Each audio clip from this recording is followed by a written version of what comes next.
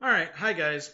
So what we're going to do today is begrudgingly, because again, Reconstruction's probably, again, my least favorite lecture for obvious reasons, because everybody in the 1860s are nothing but racist bastards. What we're going to do today is talk about the collapse of Reconstruction. I mean, we left off 1868, military occupations no longer really working, Johnson, has been impeached, he stays in office. That, by the way, is going to come up on your second quiz. But, because Johnson, along with Bill Clinton, are going to be the only two presidents ever impeached in American history. Nixon, and I may have done this joke before, I don't know, but Nixon, there was enough to impeach him, but he had the good sense to resign before impeachment. So, for any Futurama fans out there, again, I just need a headless clone of Agnew, right? So what we're going to do today is talk about how the North just kind of lets things fall apart. And we see that really with the formation of the Southern Republican Party. These were guys that were supposed to be backed by the North, guys that were supposed to have the same ideology as Northern Republicans, guys that the North was supposed to caucus with. This was supposed to basically extend Republican rule to the South and tap into that new black electorate. The problem is, and they're led by those guys, the carpetbaggers. I think, let's see, watch is going to be all the way back here. There we go. Many of the carpetbaggers, I mean, these are guys coming in, from the North to help set up that new Republican Party. The problem is, and this is done in part because, tap into that black electorate. In many cases, African Americans outnumbered whites. And so what could happen is these Republicans could theoretically be elected. And I mean, there's Republican majorities already in Congress, so this should have worked. This should have worked. But politicians can screw anything up. And in this case, what we're going to see is after these guys are established, they get almost no support. I mean, bar none, no support. I just did a hand movement, but I realized, let's scoot that back a bit. But they get no support from the Northern Republicans. The North is too busy waving that bloody shirt saying, look who started the Civil War. And they've developed this mentality that, never mind you're a Southern Republican, never mind you might want black equality or you rely on the black electorate. The North would say, well, you're a Southerner. You're a Southerner first and foremost, and as such, we're not going to caucus with you, we're not going to give you money, we're not going to help you get elected. And so the one good thing that the, North could have done to ensure they stayed in control in the South, they pretty much half-ass, and the whole thing just falls apart. We do see the rise of the black politicians, and many from the South would be elected. In this case, and I apologize for the pejorative term, but colored is what they would have said well into the 1960s.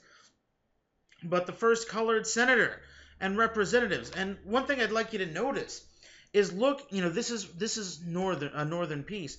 Look how these men are portrayed. They're very accurate. They're very stately. I mean, it's overall flattering. But the issue is in the South. This is how it would have been portrayed. The Democratic platform is for the white man. And, you have the good, stately Colonel Sanders type guy. But on the right, the Republican platform is for the Negro. And, the African-American caricature is very horrible. It's very racist. And, I mean, as you can see, there's clear night and day difference. So the thing is, the North doesn't support the Southern Republican Party. They don't support those guys in the South. And so caricatures like this, coupled with terrorism and violence, means that whites keep voting for the Democrats, and eventually the blacks are going to either be outnumbered at the polls, in part because of just terrorism and coercion. Now, if we see, part of the issue is because Northerners continue to value sectional loyalty above party loyalty. So even though they create these Southern Republicans, they don't actually do anything to help them maintain power. They keep them there, they just keep them there, start them in the South, and then just more or less get sudden amnesia. So what we see is for the North, there's this crisis of what exactly do they want? Do they want full reintegration of the South? Do they want to keep a military occupation? Do they want to go status quo antebellum? The fact is the North cannot decide. Get enough politicians in the room, and eventually they're all going to starve to death because they can't decide what to have for food. And we see the same thing here. So in this tactic of the waving of the bloody shirt, and I should have got a white shirt. I'm sorry, I keep meaning to do that, but I never do. But it's this idea of take the shirt and wave it and say, it's be a white shirt. It would hopefully red paint. It might be blood. You never know. And they would wave it in Congress and say, look, you started the Civil War. You have to do what we say. We are the loyal Americans. You are not. And so all this does is reinforce that sectional divide, which in turn makes the South more and more xenophobic, once again, more wanting to adopt how things used to be. There we go. And so in the end, all they're doing is perpetuating the problem. Now, if we look at Freedmen's Society, okay, a couple of things just to, be clear about here is, these guys are, just lost my train of thought. There we go. These guys, they want to keep, they want to build a new society. I mean, they're trying to transition from slave to free. But the South itself is never remade. And remember, the South is based on racism. It's based on slavery. And the slavery is there to keep the races separate. I mean, one of the things is I'm going to have you do, once we start talking about the 1950s, assuming we ever get there, we're actually going to cover some really good ground here in the next couple of weeks. Be jumping about 10 years every lecture. So stay tuned. After this, we're going to skip westward expansion for this course. So what we'll do is, after this we'll do Gilded Age, and then after the Gilded Age we'll do American Imperialism. We'll be at World War I before we know it. But what we're going to see is, and I have no idea where that came from, but there you go. Oh yeah, slavery, the whole idea is to keep the races apart. And this thing I'm going to show you when we get to the 1950s is even in the North, in the 1950s, so 60 years ago, the primary fear, it's not the Cold War, it's not the Russians, it's not nuclear bombs, it's intermarriage. Like, what I'll do is I'm going to show you, it's this film called Crisis at Levittown. If you want, it's on YouTube. If, you're already interested, have at it, knock yourself out. But it details the moving in of the first African-American family to Levittown, Pennsylvania, which was a new boomtown built after the Second World War. And these guys are Northerners, but if you listen to them talk, they talk like African-Americans are from another planet. I mean, they'll have things... Well, I had no opinion pro or con before contact with them, but now words have been said. Or you'll see this one woman, I mean, straight-faced, she sincerely believes what she's saying. Well, I don't want my children playing with black children, because if they do, they won't see that there's anything wrong with it, and then they're going to grow up together, and then who knows where it leads. I mean, we know what this leads to. Full integration and the mixing of the races and intermarriage. And you literally hear her say that children playing together would not know there's anything wrong with it. This is a societal construct. And if that's 1957, it's much, much worse here in 1867. We see that, after abolition, the big cause for women, because women's movements tend to jump from cause to cause to cause. That's how they stay alive throughout, the period of the 19th century. And so their big causes became suffrage and probably more vocally the Women's Christian Temperance Union. The idea that men should, as society, but it's targeted at men, will explain more in the Gilded Age, should not drink. And they want the abolition of alcohol. Bunch of party poopers, if you ask me. The bane of every college kid. But hey, we've got some funny stuff, don't worry. We've got some stuff about that.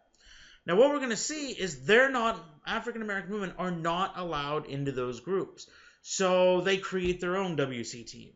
They have to create their own groups to oppose lynching. They have to, try to create a society within a society. But at the same time, the South is always trying to just poke holes. It's supposed to be like poking holes, but I'm sure you just kind of see this hand doing. I'm like, just blah, whatever. Now, what we're going to see is the South, because they keep wanting to maintain, that new economic slavery, that sharecropping system. They want slavery at all costs. We're going to see the creation of what will be called an apprenticeship system. What they do is, remember, black unemployment is a crime. This effect targets black poverty, that same system forced on them by, white Southerners. And what we'll see is the whole idea is that if a family was poor or unemployed, the state would take away a child, give them to a former slave owner to learn a trade, and then that child would stay with them until they were aged 18 or so. And then that trade would almost invariably be agricultural based. So what are they good for? They're good for sharecropping. The system repeats. We're also going to see that courts are stacked against the freedmen. Absolutely. What would happen if you were an African American person and you struck a white person? You're guilty. I mean, that's it. The court would almost always find you guilty.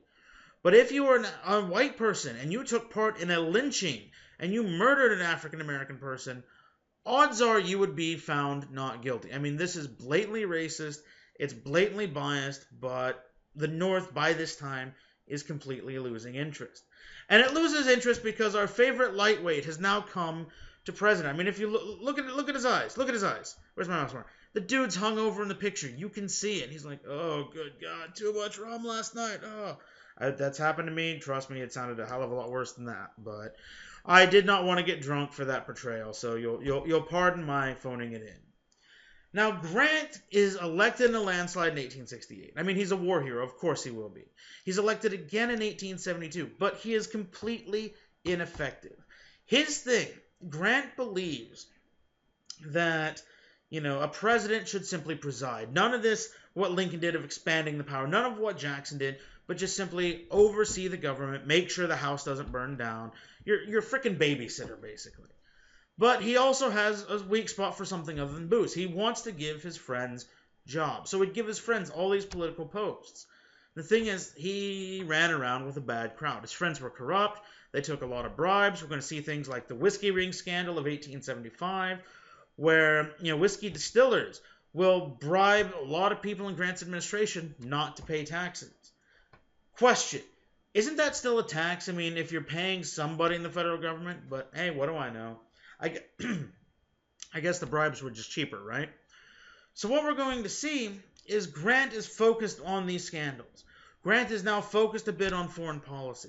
Grant is now focused, and we're not really going to, we'll cover some of the Indian Wars very, very briefly in the context of the Gilded Age. So, we might talk about Little Bighorn, having to make up some time. So I might just post the stuff without video lectures.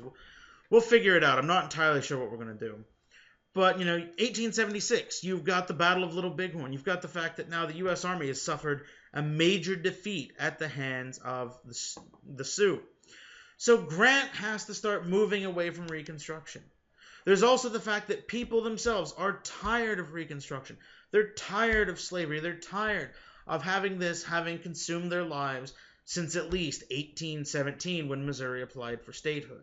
It has been over 50 years, and sadly, people just want to move on. And again, you need a strong executive. We don't get that with Johnson. We don't get that with Grant, and so the South just starts to remake itself. To the point where we're going to see a paramilitary force try to do just that with the birth of the Ku Klux Klan. And you're going to see things like this all the time. This is a white man's government. Remember, the KKK, it starts off as Confederate veterans. They start off in 1866. And at first, it's kind of like just a hostile veterans club, but then it just spreads throughout the South. It's never an organized movement. Bear in mind, there are three KKKs in American history. There's this one, which is dead by 1872. There's one that pops up in the 1910s. It's dead by 1930. And there's one that pops up with the Civil Rights Movement that, unfortunately, they are still with us to this day. One common theme is they all believe in murder, they all believe in terrorism, and we see that here in the sense they want to massively influence elections. And remember, elections at this point, it's not like today. I mean, you go, you vote, it's the secret ballot, so you either punch on the computer screen, or, you mark with a marker, or you punch it out, and if you're Florida, you screw it up because of the hanging chads. Really hope somebody's old enough to get that joke, by the way. And what we see is in the 1870s, and we'll talk about this with the Gilded Age, voting was a public affair. What you would do is there would be a box over here for the Democratic candidate, and a box over here for the Republican. And what would happen is you would fill out your ballot, and you would go and you would visibly put it in whatever box you wanted. And so members of the KKK could stand there and watch who you voted for. And so if they saw you vote for a Republican, they'd just follow you home and kill you. And we're going to see something, similar with the Gilded Age when we talk about manufacturing and industry. What we're going to see is, shop foremen or factory owners might, watch the ballot day, and they would tell you, hey, we need you to vote for this guy.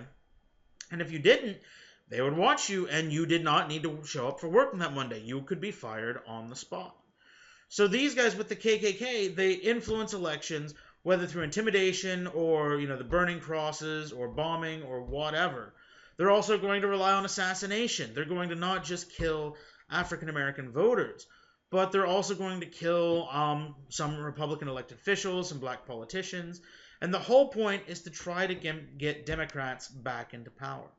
The one good thing that Grant does is he passed Force Acts in 1870 and 71, and it compels the military to, if they need to, go out and kill these guys, go out and put them down. And the KKK is more or less done by 1872, but the damage is done. People are terrified to vote. People are terrified to go and, outright say, yes, I want to vote for the Republican. I mentioned it before, but there are several instances of counties with thousands of African American registered black voters, and you might have 5 people vote in a 30-year period because people are just so scared of getting out, of voting, of doing anything which could jeopardize their lives. So please, by all means, when you vote, and next year we're all going to get our chance in 2016, don't take for granted the fact that you can vote whom you want to, and the only consequences are what idiot's going to be at the helm and, the cast lineup of Saturday Night Live actors. I mean, there's no consequences in the sense of, you could lose your job or you could be attacked or murdered. You can vote, and we see this kind of, in the sense of what we see going on sometimes in the Middle East, like when they brought back voting in Iraq. And, people wanted to intimidate there and try to keep people away. We see the same thing here in the American South in the 1870s. Now, part of the issue is that the North just doesn't, the North loses interest. The North doesn't want to help the Southern Republicans. Republican voters don't turn out because of the KKK. There's also the issue, and give me just a sec. Okay, we'll talk about that. About to jump ahead of the story here. Grant doesn't want to overuse power, so what happens? The North and the South once again just start going their separate ways. Okay, here we go. Here's the anecdote I just told. I've given this lecture so many times. Sorry, the slides, blend in. What day is it, right? So what we're going to see is the Republicans, rather than unifying the nation, rather than, one-party rule, just screw it up so badly. The Democrats, once again, by 1873, are in power in the South. African Americans are more or less shuttered out of the polls. And we see that by 1876, that one-party rule, which had more or less been enforced by Congress by a constitutional amendment, has fallen apart. By 1876, South Carolina, Louisiana, and Florida are the only 3 states in the South still under Republican control. The New South has created itself, and it looks an awful lot like the Old South. You'll get things like this. Let's clasp hands over the bloody chasm. The idea that we sort of have an understanding. But the South, in this case, if you see, here, the KKK firing on black people who want to vote. Here, black people in liberty trampled. And here, it's the white Southerner, blatantly Confederate looking, anything to beat Grant. I mean, that's the idea. The South will decide to unify as a political party. And it's going to give rise to what will be called the Solid South, which will vote the same way until the 1940s. And the only thing really that changes it then is the fact that the Democrats, we see a party switch, and the Democrats under Truman want something akin to equality. That's the only thing that breaks up this Southern voting bloc. If we look at why, Reconstruction fails, besides everything we've listed, big business, we'll see the rise of big business. We'll talk about that in a second. If you actually like, there's a good, I can't believe I'm saying good in reference to the History Channel. There's no aliens, but the men who built America, the men who made America, something like that. It's a pretty good treatment of the rise of big business in the United States. I show it in my 1493 classes, so I think it might be on YouTube. If not, it's probably on Netflix, Hulu, or other sites that, I know none of you visit as college students, that you all do things legally on the up and up. Moving on. So we see, the Indian Wars, big business, all this stuff starts to distract the North. We see the issue. Some people want foreign policy. We see the fact people are tired of dealing with slavery, And then we see probably one of the earliest instances of where Americans hate communism. This America, we hate commies. We hate communism. In 1871, in 1870, we see the Franco-Prussian War in a larger circumstance that will actually directly affect the United States. This is where Germany becomes its own state, out of the Franco-Prussian War. And out of that defeat, we see large, unemployed, unhappy French masses. They seize Paris, and we see the birth of the Paris Commune and a large socialist revolution. And people in the United States start looking at that in the 1870s, and they say, wait a minute. That happened because there was a bunch of people who didn't own property, who hated the rich SOBs above them, who, were poor, disgruntled. Oh crap, we have a lot of that in the South. There's a realization that, racism and all that, was creating large masses of landless poor, that new economic slavery, these people who wanted something better, but the government wasn't giving it to them. I'm emphatically tapping on my table, but you can't see it, so. What? Here, hang on. I emphatically tap on my table. Okay. Alright, I gotta do something to liven this stuff up, right? So what we're going to see is people in the North suddenly get a stupidly brilliant idea. They say it's brilliant, I say it's stupid. They say, well, wait a minute. If African Americans pose a threat of revolution, okay, then we need somebody that can control them. The South has been controlling them for 2 centuries. Let's just let the South have full control once again. Let's let them deal with it. Again, equality, and I'm, again, emphatically tapping the table. Equality only went so far. Equality was a political expedient. Very few in the North actually believed that African Americans should have the right to vote, the right to marry who they please, go where they please, to integrate, all that. That was simply political expedient. And once it became politically expedient that socialism was a bigger cause than Southern slavery, then the North is happy to just give the problems back to the South. And we see that because in 1873, there's a lot of railroad overbuilding going on in the 1860s. We see the rise of the transcontinental railroads, stuff like that. And so what we see is in the Panic of 1873, the economy hardcore contracts for the first time since 1819. So people in the North look at this economic problem. They look at now there's no way to redistribute land. There's no way to give the slaves what they want. Politically, their chances are gone. People don't like Reconstruction. And so many people are fine just letting the South once again take over. And we're going to see that with an ID term I guarantee will be on your exam some form or another. Whether in the ID portion or if it's... There will be an essay about Reconstruction, and you must mention this. I guarantee it. We get one of the worst elections in American history, the election of 1876. Because here we see the Compromise of 1877. What's going to happen is the South, remember, it's Democratic. There's only 3 states. We see 2 candidates, both of which are, of minimal importance to American history. Republican Rutherford B. Hayes, Democrat Samuel J. Tilden. Now, Tilden wins the popular vote. But remember, the popular vote does not actually elect the president. The Southern, the electoral vote goes, it's in dispute because those 3 Southern Republican states, they want to vote, the electoral vote wants to go for the Republicans, but many of the people say, well, no, we voted Democrat. So as per the Constitution, it goes to the House of Representatives, and nobody can agree. So in the Compromise of 1877, people get together, and what happens is they say, okay, what about this? What about this? What if the Democrats agreed to give all of the votes for all 3 states to Hayes? Hayes becomes president, and in return, the Republicans would agree to end Reconstruction, in effect turning it back to the South. It's a sham, okay? The Republicans would have still held majorities in Congress. A Democratic president could not have ended Reconstruction, but the allure of keeping the White House for, let's see, this would be, 1860, 64, 68, 72, 76.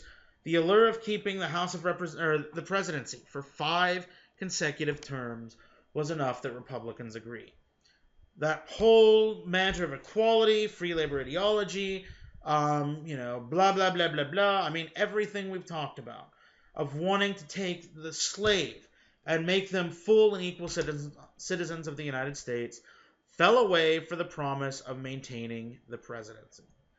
Why the election of 1876 is so important is because of its compromise. The Compromise of 1877. Reconstruction ends completely unfulfilled, and the South gets everything they've ever wanted. The North gets to say, well, look, we've jointly agreed to do this, we can move on. The South gets a double whammy in the sense that not only do they get to end Reconstruction, they get to things like this. The political farce of 1876, the 2 Negroes and 10 whites who defeated the will of the American people as expressed through the ballot box. They get to use this as sort of a, stepping stone to the election of 1880, which will ensure a Democrat gets elected then. So they get a propaganda victory as well as a real, legit victory. Now it gets worse. Now, unfortunately, we have to set up the problems that are going to last until, 1954 is when the American government finally decides to start chipping away at it. We're going to see a new group of politicians, the Redeemers, and they want to redeem the South. They want to redeem the honor of the Old South. And, this cuts through party lines. Class lines. We're going to see, the wealthy ex-planters, the aristocracy. They are going to lead this thing, and they push, we want the value system of the Old South. We want the separation of races. We want African Americans to be held down economically. We want a fairly violent, South, blah, blah, all this stuff. The middle class is fine with it. They see it as, they can try to push for a new industrial society, and they're getting that support. Scalawags, people who had helped the North, they rapidly run back to this because they're going to help whoever is going to be in power. And now, of all the goals they want, whether, just move on, create an industrial society, let's go back to the Old South. The one unifying feature was white supremacy. This new South was going to be built, much like the old, on the backs of African Americans. The one thing that would tie it together is the fact that African Americans were to be segregated, subverted, kept in poverty, and kept in as close to slave-like conditions as possible.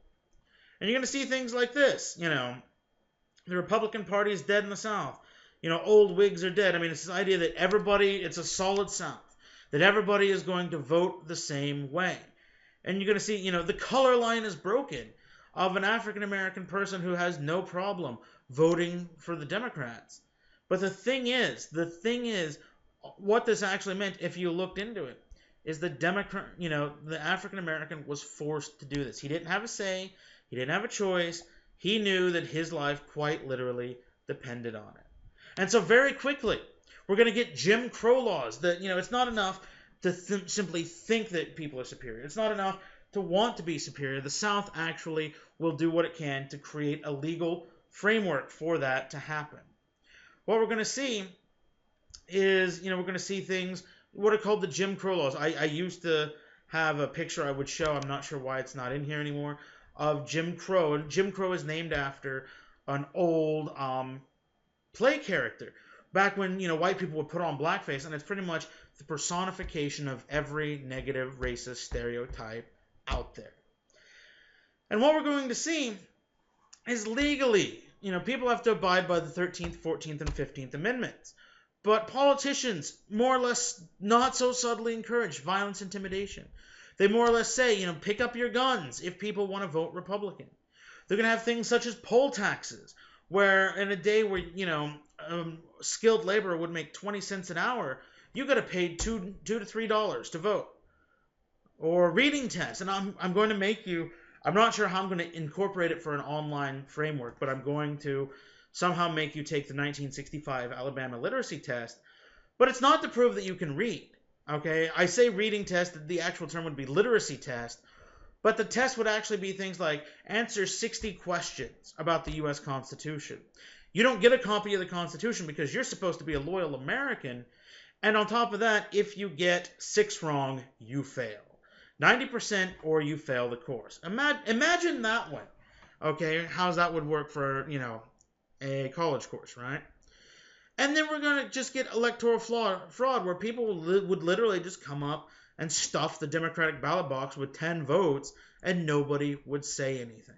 I mean, all of this is done to subvert the right of African Americans. We see the beginnings of segregation. And legal segregation, we'll talk about it in a second, doesn't happen until 1896. But we start to see that the idea, what we would call here de facto segregation, meaning it just happens as a result of how society works. The idea is pretty much the South wants to forcibly separate the races. And bear in mind, segregation matters because desegregation does not happen fully until the 1960s. I mean, we're only talking, we might be talking 1870s here, but this is a concept that, your parents, lived through. This did not, love him or hate him, when Barack Obama was born, okay, the man would have had trouble voting the year he was born. Now he can be president. That's how far we've come, but that's also how long these problems have lingered. And so if we look at the new South, okay, what we're going to see is the ultimate result of the Civil War and Reconstruction together is the creation of a new South, which is, almost exactly like the old South. African Americans were kept in an economic slavery. It's, whereas the old South, it was actual chattel slavery, now it's economic slavery. But sharecropping is not sustainable. In the sense the South as a section cannot advance, they cannot prosper, and the whole point is now less about making money as it is ensuring the separation of the races. We're going to see that Democrats, are going to legally try to do this. We have the rise of de facto segregation, and then in 1896 we're going to get de jure, which means by law. In Plessy v. Ferguson, which we'll talk with the Gilded Age, we get the rise of the doctrine of separate but equal. The United States Supreme Court will say that so long as two facilities are equal, then they may be separate. You may have one for whites, one for African Americans, on the presumption that they're equal. Separate, they were always separate, but they were never equal. We've got some stuff once we get to the Gilded Age. Stay tuned, but understand, it is never equal. And then politically, we create the solid South, which, you'll see some chipping away in 1948, but realistically, until the 1960s, the South will, as a bloc, vote Democratic and vote to protect racial interests. Only after the 60s will, once civil rights is underway, at the height of the Cold War, does communism become, their new fear, and they're going to think the Republicans are tougher on communism, and we're going to finally see the switching, But right now, you really can't put a party on the issue of racism here, because many ardent ones are going to be Republicans, many ardent ones are going to be Democrats. The fact is, the South as a whole, that new South, was simply a continuation of the old South. So why, your essay question, it'll probably do something like, do you think Reconstruction was the most disgraceful period? Hopefully, the fact I split this into 2 lectures, the fact that I've not been able to make jokes, I hope you see that I personally think it is, because what we're going to see is all of these, there are several times that various problems could have been stopped, various things that people could have done differently, but instead the situations of race, violence, hatred, all that were allowed to continue. And you and I are still dealing with the fallout from this day. Racial violence is always there. We're 1 year off of large race riots. For those of you in Oklahoma, the largest and deadliest race riot in American history was in Tulsa. We'll talk about that in a couple of weeks, but it's right here in our own backyard. And it's problems that, as a nation, as a people, we're going to be dealing with for a very long time. So on that note, let's go ahead and wrap it up for Reconstruction. That should be the end. What we'll do next time is pick up with the Gilded Age. As always, if you have questions, please let me know. We're about halfway through the course right now. I hope you guys are liking it. Hopefully, I hope we're going to get to the 1960s. At the very least, we'll get to Cold War. We'll hopefully try to get the U.S. in Vietnam. So I'd like to pick up to three, start doing 3 videos a week, but right now you guys are right on track with my Tuesday, Thursday class, so we'll see how it goes. All right, if there's anything I can do, let me know. Otherwise, have a good one. Bye-bye.